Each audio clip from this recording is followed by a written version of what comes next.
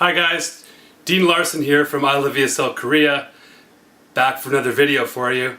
Today I'm going to give you a little piece of advice. My advice to you is do not teach for more than 1 year in Korea, and here's why. First of all, you are a university graduate. And number 2, you need to build your resume. Number 3, you do not need to get addicted to the Korean lifestyle. So I'm going to talk about these 3 things in a little more detail right now.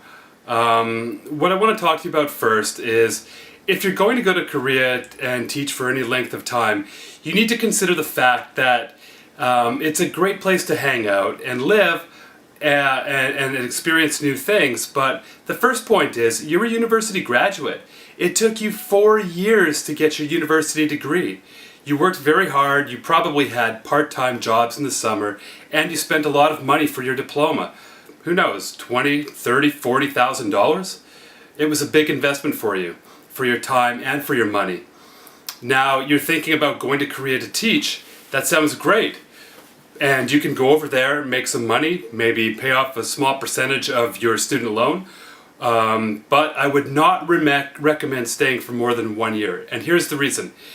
If you're out of the workforce for more than, say, 1 year, that university degree of yours becomes useless. For example, if you majored in accounting and you go over and teach and you come back, it's going to be really hard for you to get a job for you in accounting because you've already been out of the industry for, let's say, 2 or 3 years.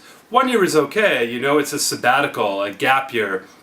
But if you spend any time beyond that, that degree is going to be useless. And guess what? You're probably going to have to go back and re-educate yourself, which means spending more money. The second reason why you shouldn't teach for more than 1 year in Korea is your resume. It becomes useless. When you go to Korea and you're teaching there, more than likely you're teaching kids. You're going to maybe teach kindergarten or adults.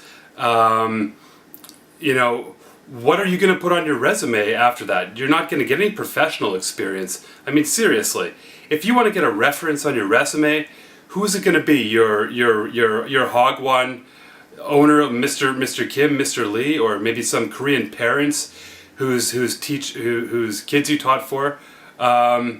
Your resume basically becomes useless. So think about that. The third thing is it becomes really difficult to get out of Korea once you become used to the lifestyle of Korea.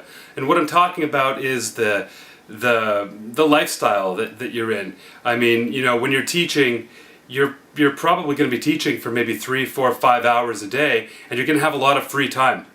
And some days you won't even be teaching at all. So you're going to have a lot of time on your hands to sleep and explore and go out and party with Korean friends, watch TV, surf the internet, start up a business of some sort, to have fun. So it's not very challenging. 4 to 5 hours a day teaching, the rest of the time is yours to do whatever you want. My point is, in Korea, you're going to have a lot of free time, and you're going to have a lot of fun, and you're going to meet a lot of friends. You're going to experience a lot of new food, new culture, all kinds of great things. And nobody is telling you what to do. You don't have friends or family telling you, you know, you've been drinking too much, or you're smoking too much, because we all know how cheap cigarettes are in Korea.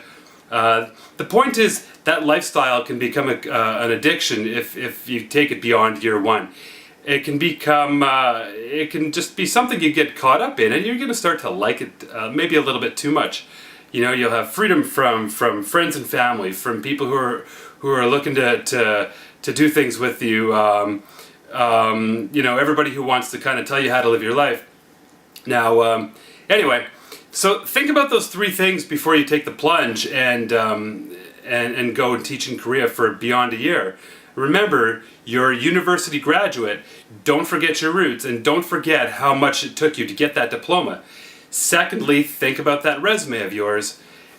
Getting a resume after 1 year and showing it to a new employer in, say, Canada or the United States or UK or Australia, wherever you're from, you're going to need credentials on your resume and references, and you just won't have them. Also, just beware of that lifestyle addiction that you're going to get used to. All right, so I'm not telling you to what to do here, but I just want you to be aware of the consequences of staying beyond a year. And if you do, just plan correctly for it, and you can go and have a great time, return to your home country, and fit back into the workforce if that's what you choose to do, which is what most people choose to do that eventually. So anyway, try not to spend more than 1 year there. That's it. I'm Dean Larsen from iloveeslkorea.com. Go check out my website, iloveesl.com, for some new teaching jobs, and we'll see you in my next video. Take care.